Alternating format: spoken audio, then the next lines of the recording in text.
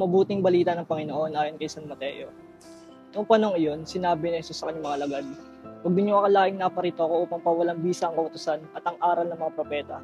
Naparito ako hindi upang pawalang bisa, kundi para ipaliwanag at ganapin ang mga iyon.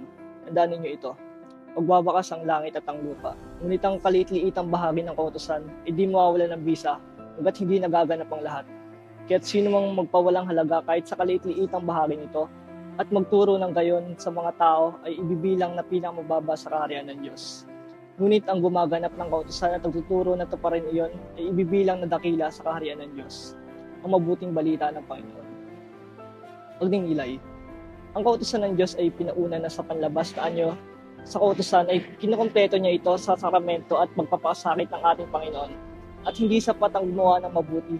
Bagkus kailangan natin lakipan ng tamang pananampalataya at magdadasal. Manalangin tayo.